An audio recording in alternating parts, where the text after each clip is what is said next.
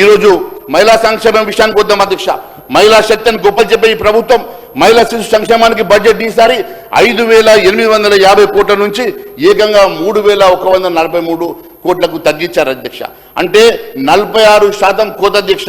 మరి 1 కోటి మంది మహిళల్ని కోటీశ్వరులు చేస్తామని చెప్పేటువంటి ప్రభుత్వం మరి బడ్జెట్ తగ్గించి కోటీశ్వరులు చేస్తారా? మరి బడ్జెట్ తగ్గించేసి ఏ రకంగా వాళ్ళని కోటీశ్వరులు చేస్తారో మరి మేము మీ ద్వారా వారిని అడుగుతా ఉన్నాం అధ్యక్ష.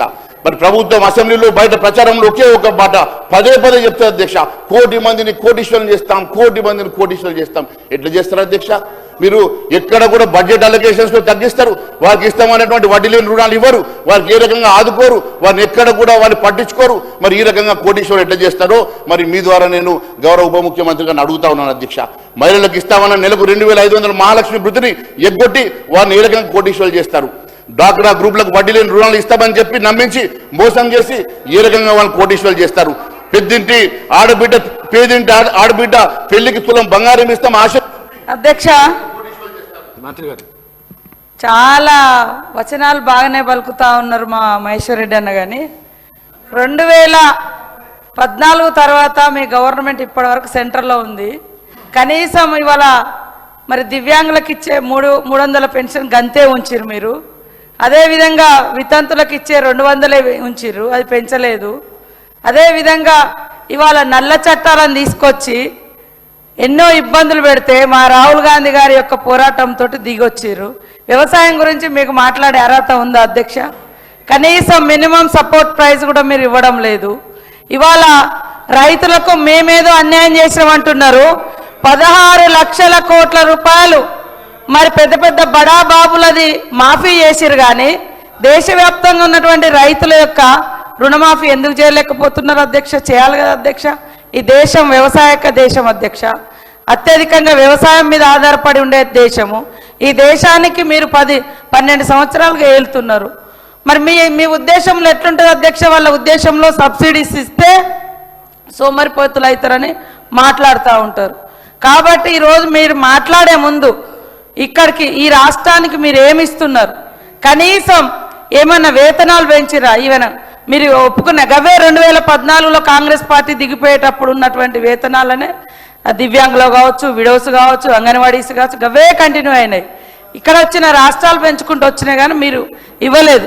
కొత్తగా రేషన్ కార్డుల కోసం, రైస్ కోసం కూడా మీరు కొత్తగా ఎలాంటివి ఇవ్వలేదు.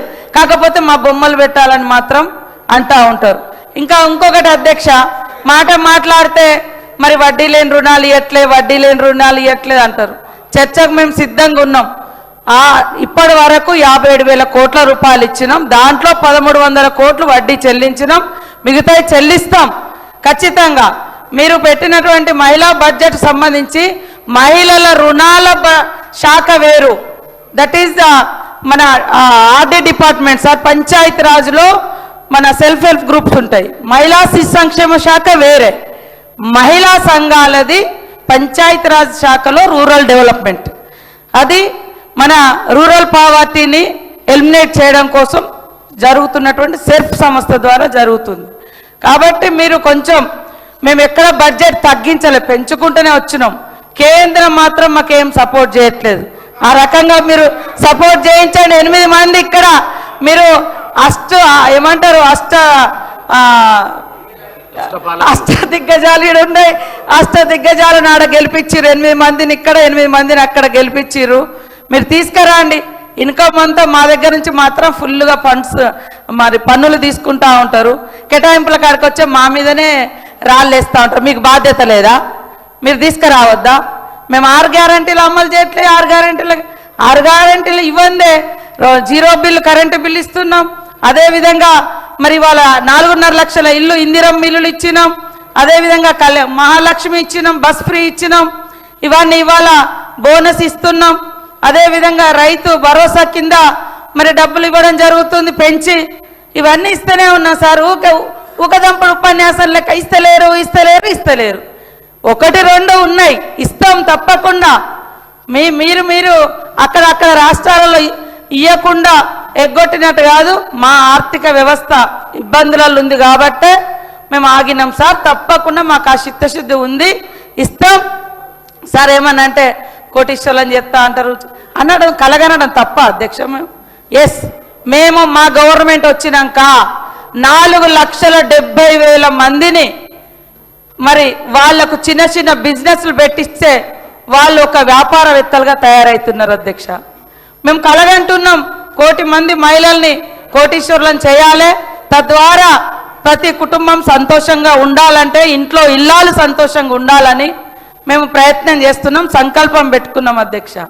దాన్ని ఎగతాళిగా 1 కోటి మంది అన్నారు, ఎక్కడ ఒక్కొక్క స్టెప్ వేస్తూ ఉన్నాం. గతంలో మొత్తం 10 ఏళ్లలో 1,15,000 కోట్లు ఇస్తే మేము ఇప్పుడు ఈ 2 సంవత్సరాలలోనే దాదాపుగా మరి మేము 57,000 కోట్లు ఇవ్వడం జరిగింది. ఆ వడ్డీ కూడా ఇంకా చెల్లించేది ఉంది, చెల్లిస్తాం. నెక్స్ట్ బడ్జెట్లో కూడా మహిళల వడ్డీలకు సంబంధించి 2,500 కోట్లు పెట్టిన వడ్డీ డబ్బులే అవి కూడా ఇస్తాం అధ్యక్ష. ఇక నెలవారీ పెన్షన్ సంబంధించి కావచ్చు, రైతుల నెలవారీ పెన్షన్ ఎడిపోయింది అధ్యక్ష. బీజేపీ వాళ్ళు అన్నటువంటి మరి హామీ ప్రతి అకౌంట్లో కాలాదాన్ లాతాము అకౌంట్ మే ఏమంటారు వేస్తామని అన్నారు సార్. ఏది సార్, 12 సంవత్సరాలు అవుతుంది, మేము వచ్చి 2 ఏళ్ళు అవుతుంది అధ్యక్ష. మేము వచ్చి 2 ఏళ్ళు అవుతుంది. సంవత్సరానికి 2 కోట్ల ఉద్యోగాలు ఎక్కడ పోయినాయి అధ్యక్ష? మేము వచ్చినాక దాదాపుగా 70,000 ఉద్యోగాలు మరి మేము ఇవ్వడం జరిగింది అధ్యక్ష. పెట్రోల్కు ఎవరు రేట్లు పెంచుతున్నారు అధ్యక్ష? మేమా అధ్యక్ష? ఈరోజు గ్యాస్ దొరకక ఇబ్బంది పడుతున్నది మీరును ట్రంప్ గారు, మరి అక్కడటువంటి ఇజ్రాయెల్ ప్రధాని ఆయన ఫాదర్హుడ్ అట, మన ప్రధాని మదర్హుడ్ అట అన్నాక 3 రోజులకే యుద్ధం స్టార్ట్ అయింది అధ్యక్ష. మరి ఇవన్నీ కూడా మీరు అనేక హామీలు ఇచ్చిర్రు, ఇవాళ అనేక 12 ఏళ్ల నుంచి మరి ఇబ్బంది పెడుతున్నారు. కాబట్టి ఇప్పటి వరకు కూడా అధ్యక్ష, ఇప్పటి వరకు కూడా రాష్ట్రం ఏర్పడి 12 సంవత్సరాలు అవుతుంది, వాళ్ళు వచ్చి కూడా 12 సంవత్సరాలు అవుతుంది. కానీ విభజనలో పెట్టినటువంటి హామీలు ఎందుకు అమలు చేస్తలేరు అధ్యక్ష? ఎందుకు అడ్రస్ చేస్తలేరు అధ్యక్ష? కూర్చోబెట్టి పెద్దన్న అని మా సీఎం గారు ప్రత్యేకంగా మిమ్మల్ని బడే బాయ్ అని కూడా పొగడడం జరిగింది. ఎందుకు మీరు ఈ సమస్యలను పరిష్కరించడం లేదు అధ్యక్ష? ఈ ముడిపెట్టి ఎందుకు ఉంచుతారు అధ్యక్ష? మరి ఇవన్నీ కూడా మీరు మాట్లాడాలి కదా, మీకు కూడా ఇక్కడ బాధ్యత ఉంది కదా. కేంద్రంలో మీరు ఇక్కడ నుంచి ఈ రాష్ట్రం నుంచి 8 మంది ఎంపీలను గెలిపిస్తే మీరేం తెచ్చారో చెప్పండి. మేము 8 మంది ఎంపీలం గెలిచిరు మా తరఫున. మీరేం ఏమనంటే హేట్ స్పీచెస్, హేట్ విభజన, కుల మత, ఇవే ఇప్పుడు కూడా బడ్జెట్లో కూడా గదే మాట్లాడుతున్నాడు. పేదరికాన్ని బట్టి సమస్యలను బట్టి బడ్జెట్ మీరు ఇవ్వండి. మీరు యూపీ మీదనో పెద్ద యూపీ మీద ప్రేమ, బీహార్ మీద ప్రేమ, రేపు కేరళలో ఎలక్షన్లు ఉంటే అక్కడ ప్రేమ, ఎక్కడుంటే అక్కడ కోట్లు ఇస్తున్నారు సార్. మరి ఇక్కడ 8 మందిని గెలిపించిన వాళ్ళకి ఎందుకు ఇయ్యారు సార్? ఇవ్వాలి కదా. అందుకనే మా మహేశ్వర్ అన్న అన్నిటికీ సమాధానం చెప్పాలని కోరుతాను.